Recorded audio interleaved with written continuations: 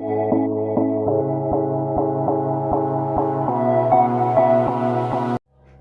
Friends, कैसे हो दोस्तों। First of all Surya career academy इस यूट्यूब चैनल में आपका फिर से स्वागत करता हूँ दोस्तों।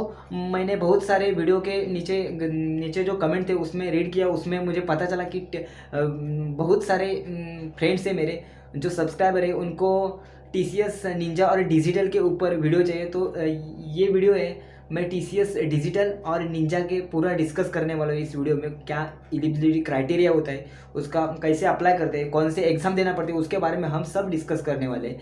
तो चलो वीडियो को स्टार्ट करते हैं। तो फर्स्ट ऑफ ऑल हम देख सकते हैं जो जो मेन TCS का जो हायरिंग होती है, मतलब अभी तो स्मार्ट हायरिंग चालू है, उसके एग्ज़ाम भी ख़त्म हुई। 10 फरवरी को उसका एग्ज़ाम ख़त्म हुआ।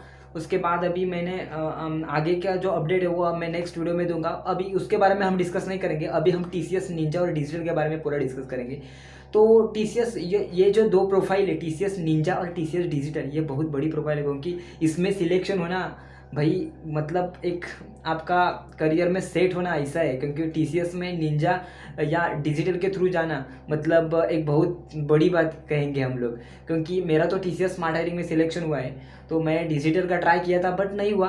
पर आपको बेस्ट सजेशन दूंगा कि आप TCS डिजिटल और निंजा को ट्राई करें। तो हम देख सकते हैं TCS जो है निंजा और डिजिटल हायरिंग होती है वो ऐसी मतलब कोई मास हायरिंग वो करती नहीं। क्योंकि आपको पता ही वो TCS के नेक्स्ट डे पोर्टल पे जो NQT है, आपको पता होगा, नेशनल क्वालिफायर टेस्ट है, वो देना पड़ता है। अभी मैं रिसेंटली कहूँ तो अभी 14 फरवरी को ऑनवर्ड उन्होंने टेस्ट डेट रखा है। और जो अभी अप्लाई डेट है, अभी जो TCS NQT का आगे का जो मंथ में होने वाले वो अप्लाई मंथ मतलब आप 30 मार्च अभी 20 मार्च है, तो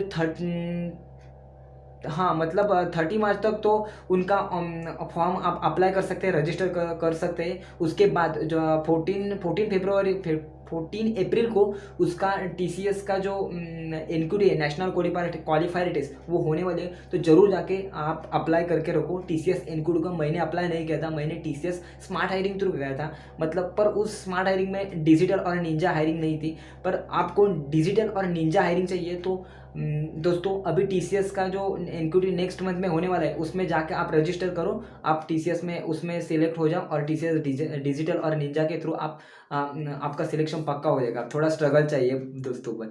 तो आगे देखेंगे हम TCS निंजा और TCS डिजिटल। आपको पता होगा TCS निंजा और डिजिटल को आपको आपको जाना है तो ज़रूर आपको जो TCS का NQT है, वो नेशनल क्वालिफायर टेस्ट, वो देना पड़ेगा। आप पहले वो जाके रजिस्टर करो। उसके बाद जो आपकी एलिजिबिलिटी क्राइटेरिया होगा TCS नेशनल क्वालिफायर टेस्ट, उसका एलिजिबिलिटी क्राइटेरिया के बारे में हम डिस्कस करेंगे। जब भी आप TCS NQT को जब भी आप अप्लाई करेंगे, उसके बारे में अप्लाई करने के पहले आपको ये भी पॉइंट पता होना चाहिए। क्योंकि आपका स्कोर कार्ड जो TCS NQT का है वो 2 ईयर का वैलिड मतलब 2 ईयर वैलिड रहेगा। उसके बाद आप अनलिमिटेड अटेम्प्ट्स कर सकते हैं। मतलब आप अनलिमिटेड अटेम्प्ट्स एक बार दिया, एक बार कम स्कोर आया तो फिर से आप अप्लाई करके फिर से एग्ज़ाम दे सकते हैं आप लोग। तो और थर्ड पॉइंट हम डिस्कस करेंगे फ्री प्रैक्टिस टेस्ट। जब भी आप अप्लाई किया आपने TCS NQT को, तो आप प्रैक्टिस टेस्ट भी दे सकते हैं। उनकी जो वेबसाइट है TCS आई बिगिन, उसके ऊपर आपको प्रैक्टिस टेस्ट भी मिलेंगे। तो ये एक अच्छी चीज़ है, मतलब आप प्रैक्टिस भी कर सकते हैं। आपको अच्छी प्रिपरेशन करना पड़ेगा। आपको डिजिटल और निंजा हायरिंग में पार्टिसिपेट मतलब आपने रजिस्टर किया तो आपको थोड़ा स्ट्रगल करना ही पड़ेगा। क्योंकि TCS डिजिटल और निंजा में क्वेश्चन थोड़े टफ रहते हैं, कोडिंग रहता है, इसलिए आपको प्रिपरेशन भी तेवड़ी ही उतनी ही स्ट्रॉन्ग करनी पड़ेगी। तो ये रही एलिजिबिलिटी क्राइटेरिया, उसके बारे में। अब नेक्स्ट अब पैकेज के बारे में डिस्कस करेंगे। जब भी आप TCS के निंजा थ्रू आप सिलेक्शन हो जाते हैं, मतलब आपने TCS की NQT दी, उसके बाद आपने अच्छा खासा स्कोर किया,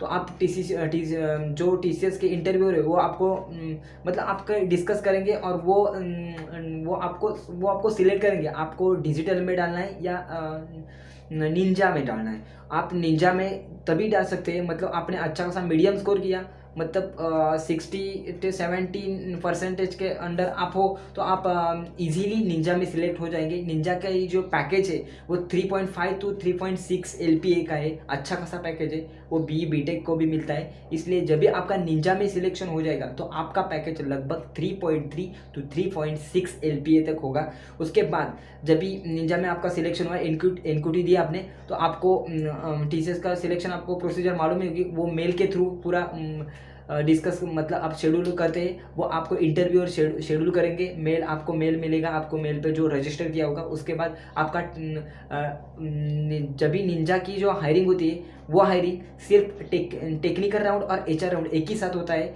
मतलब वो भी 20 to 25 मिनट्स होता है लगभग। वो 1 घंटा भी हो सकता है, नहीं तो 45 मिनट्स भी हो सकता है, वो तो डिपेंड रहता है इंटरव्यू पे। क्योंकि निंजा और डिजिटल का हायरिंग हम उसका अप्रॉक्सीमेटली नहीं बता सकते, क्योंकि जब भी कोई इंटरव्यूअर आएगा लेने के लिए, वो कितनी देर तक लेगा, कितना डीपली क्वेश्चन लेगा, डीपली क्वेश्चन पूछेगा, वो हम बता नहीं सकते। तो उसके लिए प्रिपरेशन आपको करना पड़ेगा। मतलब अप्रॉक्सीमेटली तो 13 मिनट्स तक आपका निंजा का जो इंटरव्यू जो अरेंज किया जाएगा वो हो जाएगा। तो आप वैसा प्रिपरेशन करके, ये निंजा की बात हुई। तो जब TCS जब भी एक डिजिटल हायरिंग करती है, मतलब डिजिटल हायरिंग में बंदे सिलेक्ट करते हैं, वो कैसे करते हैं, वो भी TCS एनक्यूटी के थ्रू ही करते हैं। मतलब जो भी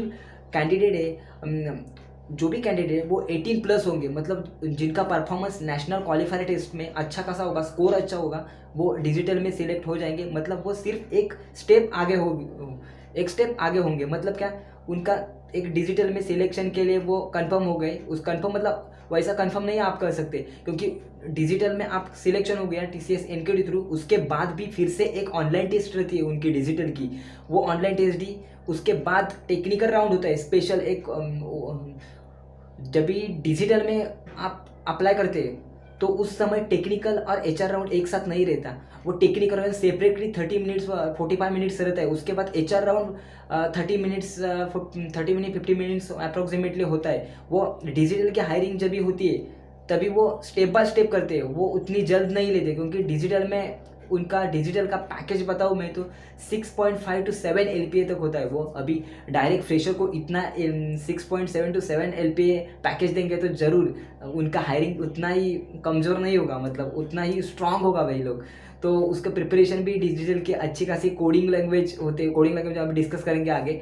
तो उनका आप TCS नेशनल क्वालिफायर टेस्ट में आप सिलेक्ट हो गए, अच्छा खासा परफॉर्मेंस है, 18+ लाए, आपका सिलेक्शन हो गया। उसके बाद आपको मेल आएगा एक ऑनलाइन टेस्ट के लिए अगेन, मतलब TCS नेशनल क्वालिफायर्स दी, वो टेस्ट दी, उसके बाद और एक टेस्ट देनी पड़ेगी, वो डिजिटल की टेस्ट होती है। उसमें बहुत सारे मतलब वो रीजनिंग वगैरह क्वेश्चन होंगे, कोडिंग क्वेश्चन होंगे, जो मेन 2 कोडिंग क्वेश्चन होते हैं डिजिटल में, मतलब हाँ हार्ड ही होते हैं, मतलब उसके लिए आपको प्रिपरेशन करना पड़ेगा। वो कोडिंग क्वेश्चन होते हैं। आपको डिजिटल में जाना है, आपका 7 लाख LPA लेना है, तो आपको वो तो इतना स्ट्रगल करना पड़ेगा, उतना टैलेंट दिखाना पड़ेगा आपको। तो जरूर 2 कोडिंग क्वेश्चन रहते हैं और बाकी रीजनिंग वगैरह होते हैं, जैसा एप्टीट्यूड वगैरह होते हैं वैसा बाकी का उनका पैटर्न रहता है, मतलब डिजिटल के हायरिंग के लिए। नेक्स्ट तो वो हो गया। उसके बाद 2 कोडिंग क्वेश्चन है, वो भी सॉल्व के उधर आपने क्रैक किया वो एग्जाम डिजिटल का। उसके बाद टेक्निकल MR और HR राउंड कंडक्ट किए जाएंगे, वो भी सेपरेटली कंडक्ट किए जाएंगे। क्योंकि उसका सेपरेट कंडक्ट क्यों करेंगे, वो डिजिटल हायरिंग है, वो इतनी जल्दबाजी नहीं करेंगे। क्योंकि डिजिटल हायरिंग में जब भी डिजिटल हायरिंग होती है वो इतनी जल्दबाजी नहीं की, क्योंकि वो फ्रेशर को 7 लाख LPA पैकेज देते हैं, ऑफर करते हैं। इसलिए वो ऐसे ही नहीं, जिनके पास टैलेंट है उन लोगों को ही उठाते हैं वो।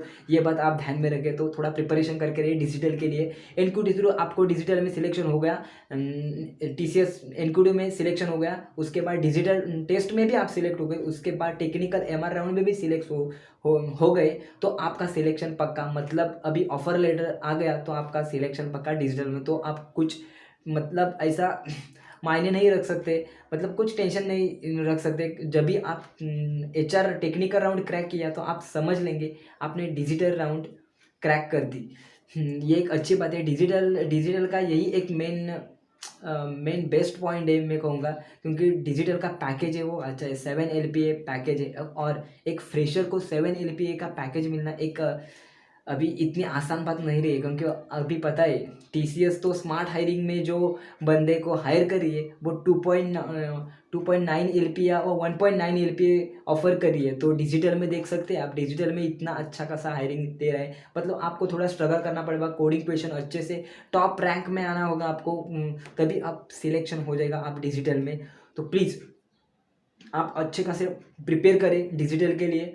ऐसा नहीं कि टीसीएस स्मार्ट हायरिंग में अप्लाई किया तो निंजा में नहीं अप्लाई कर सकते, टीसीएस डिजिटल में अप्लाई नहीं कर सकते, ऐसा भी नहीं है। आप टीसीएस स्मार्ट हायरिंग को अप्लाई किया, उसके बाद 1 ईयर 2 ईयर के बाद आप इंटरनली आप एग्ज़ाम दे के टीसीएस डिजिटल थ्रू डिजिटल के लिए जा सकते हैं, वो भी अप्लाई कर सकते हैं आप मैनेजर से बात करके। वो भी उधर इंटरनली आप मतलब वो इंटरनली एग्ज़ाम रहते हैं डिजिटल के लिए, निंजा के लिए भी रहता है, वो आप दे के अंदर डिपार्टमेंट में डिस्कस करके आप वो इन्फॉर्मेशन निकाल के वो टेस्ट दे के आप इंटरनली ग्रोथ कर सकते हैं आपकी, वो एक अलग बात रही। पर अभी हम फ्रेशर के लिए डायरेक्ट हायरिंग के बारे में बात करें तो निंजा और डिजिटल इसके डिफरेंस देखा जाए तो निंजा के लिए 3.5 LPA एवरेज LPA है, और डिजिटल के लिए वो 7.7 LPA तक एक अप्रॉक्सीमेटली इनका पैकेज है। और दोनों की बात करें तो दोनों भी अच्छे हैं, पर डिजिटल एक मोस्ट मैं कहूँगा, क्योंकि डिजिटल का पैकेज तो अच्छा है, आपको बताया होगा। तो ऑब्वियसली कंपेयर करें TCS ninja to TCS digital, तो डिजिटल ही बेस्ट है। बस I hope you are selected in TCS digital. Ninja के लिए भी ट्राई करो भाई लोग, ट्राई करो, मतलब वो आपके ऊपर डिपेंड है, आपको जब भी स्कोर कार्ड आएगा तभी समझ में आएगा आप डिजिटल में सिलेक्ट हुए या निंजा में। तो ठीक है, आज के लिए इतना बस भाई लोग, आपका सपोर्ट इम्पोर्टेंट है। बस चैनल को सब्सक्राइब करते रहना, लाइक करते रहना। आपकी आप अच्छे रहे, इतना ही मैं कहूँगा। और मेरे चैनल को सपोर्ट करते रहे आप लोग। बस जो भी आपको फ्रेंड होंगे जब भी फाइनल ईयर एलिजिबल है, मतलब अभी 2020 हो, अगले ईयर में फाइनल ईयर पास आउट होने वाले, उनको ये वीडियो शेयर